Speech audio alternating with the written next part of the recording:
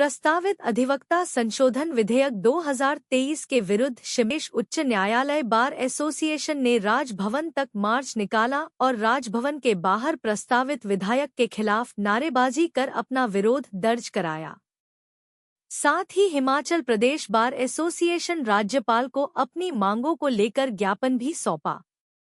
हिमाचल प्रदेश उच्च न्यायालय bar association ने प्रस्तावित संशोधन विधेयक को अधिवक्ताओं की स्वायत्तता छीनने वाला और गैर जरूरी विधेयक बताया है। पूर्व महाधिवक्ता श्रवण डोगरा ने कहा कि हिमाचल प्रदेश उच्च न्यायालय बार एसोसिएशन प्रस्तावित अधिवक्ता संशोधन विधेयक को पेश की जाने के ही विरोध में है।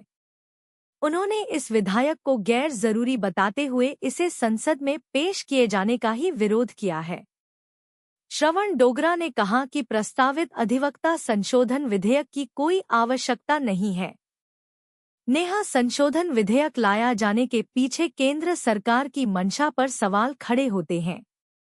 प्रस्तावित संशोधन विधेयक के प्रावधानों से अधिवक्ताओं की स्वायत्तता छीनने का खतरा है।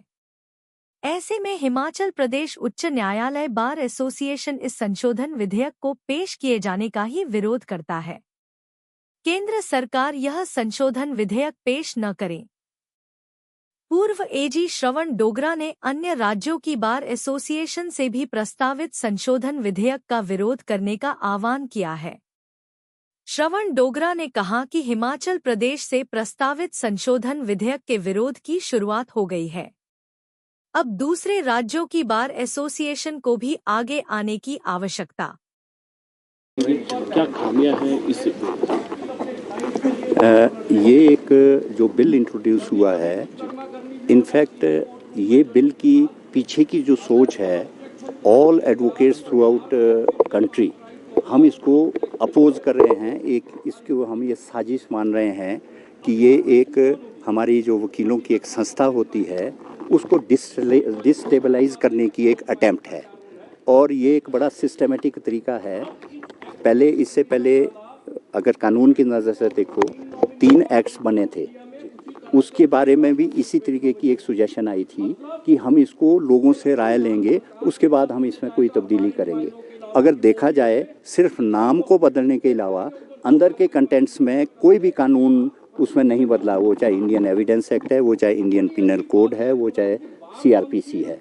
आज उसके सिर्फ नाम भारतीय हो गए हैं, बाकी उसके अंदर का कंटेंट नहीं है। We are not at present, हम उसको नहीं मुद्दा बनाएंगे।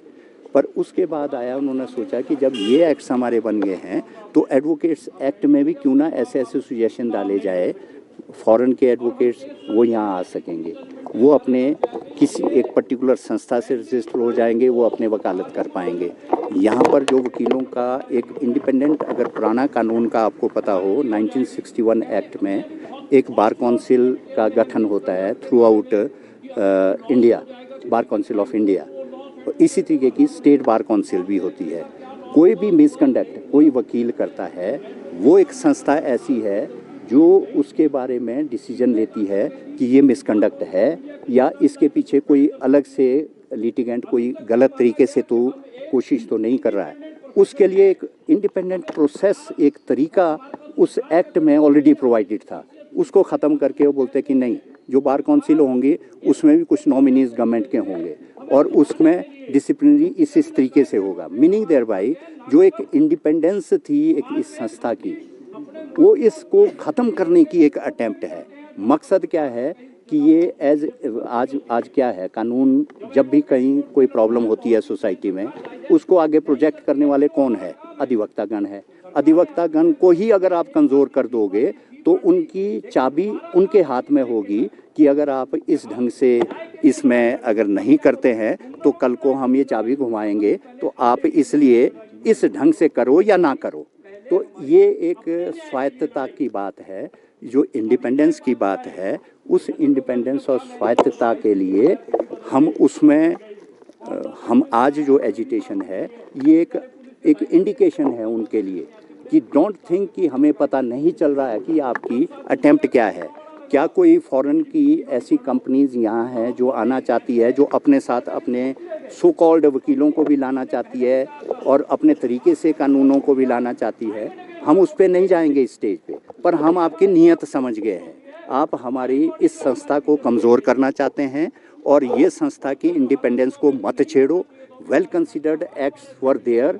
अगर कोई डेलिब्रेशन करने की ज़रूरत है तो एक तरीके से, जिस तरीके से कमिटीज़ बनती है, जिस तरीके से डेलिब्रेशन वकीलों की इसमें होनी चाहिए, हमारी संस्थाओं की होनी चाहिए, उन लोगों को एसोसिएट करो और उसके बाद कोई भी आप तरीका है उसको करो।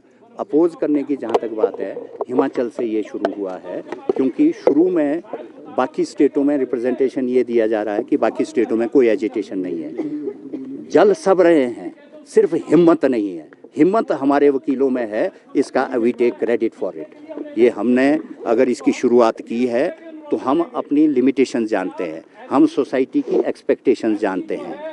आज अगर हम अपने इस अस्तित्व के लिए नहीं लड़ेंगे, कल को हम सोसाइटी के किसी भी कोई अगर उनके साथ ज्यादती होगी उसको कैसे लड़ पाएंगे। हम अपने को नहीं बचा पाए तो सोसाइटी को कैसे बचा पाएंगे। ये एक मुद्दा है जो सोसाइटी को सोचना चाहिए।